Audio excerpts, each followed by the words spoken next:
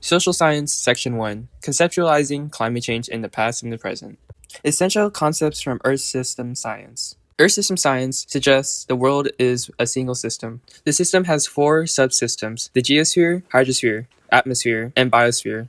The geosphere is sometimes called the lithosphere, Greek for rock or stone. The geosphere uses a geological timescale encompassing the millions of billions of years it has taken for the Earth to move and change form. The hydrosphere contains all water, including ice, which is also called the cryosphere. The atmosphere contains 5 layers: the troposphere, stratosphere, mesosphere, thermosphere, and exosphere. Exosphere is pretty obvious where it is. It's on the most outside sphere. In the middle is mesosphere. The closest layer of the atmosphere is the troposphere, containing all mountains, airplanes, and hot air balloons. The second layer is the stratosphere, and the fourth layer is the thermosphere. Within each subsystems contain each interaction between each 4 subsystems, which are called forcings. Earth's climate is an open system because it is not self-contained, but takes solar energy. The 3 different types of forcings are solar energy, volcanoes, and greenhouse gases. Under solar energy, the movement of the Earth and its relation to the sun has been a driver of climate change. The Milankovitch cycles that have intervals between 100,000, 41,000, and 26,000 are complete different cycles of Earth that influence which parts of Earth receives more or less solar energy. The forcings caused by volcanoes is when the volcano erupts. When a volcano erupts, it releases gases like sulfur dioxide, carbon dioxide, and hydrochloric acid into the atmosphere. Rising to the stratosphere, photochemical reactions transform sulfur dioxide into sulfuric acid aerosols, which then undergo nucleation, condensation, and coagulation, growing in size. This aerosol haze reflects sunlight, increasing Earth's albedo and potentially cooling the climate. Meanwhile, chemicals like chlorine monoxide deplete the ozone layer. Eventually, these particles settle back to Earth as acid rain through sedimentation, impacting ecosystems and human health. As these forcings continue, reactions to climate change caused by forcings are called feedbacks.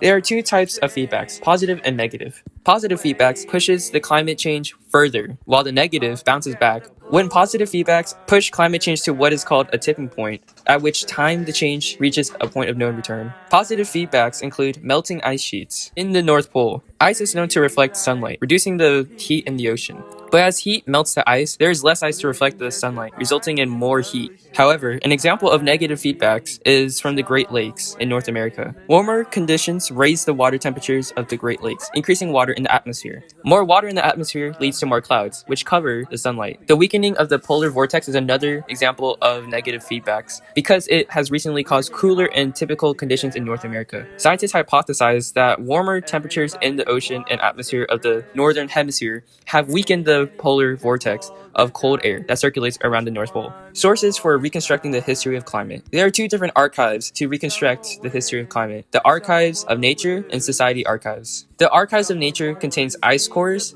trees, and sedimentation and other sources. Ice cores are cut into layers, and each layer contains a certain year. Within each ice layer contains the atmosphere of that year's.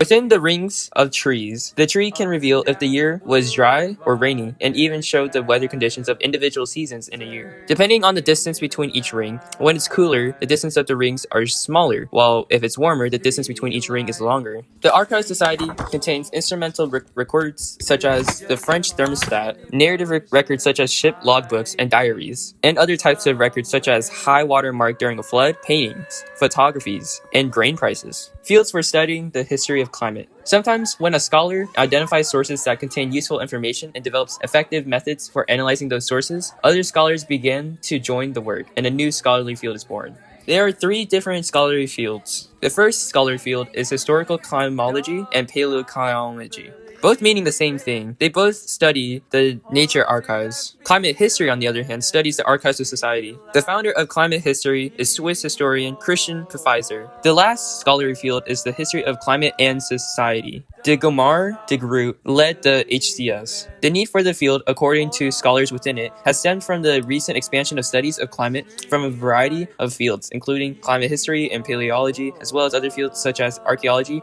economics, geography, linguistics, and genetics.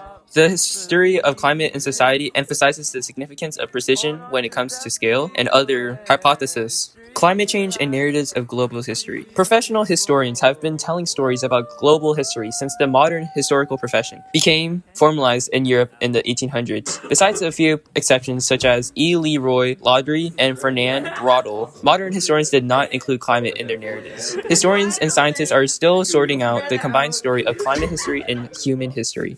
Mapping climate onto existing narratives. One option for combining climate history with existing historical narratives, such as the history of China and the Mediterranean world, is to look at notable junctures, such as the transition from one dynasty to another, and then see if any climatic events occurred around the same period. A potential weakness of this approach is that it is not the best practice in history or science for scholars to desire a too specific thesis before beginning to study their sources. Climate determinism and the question of causal relationships.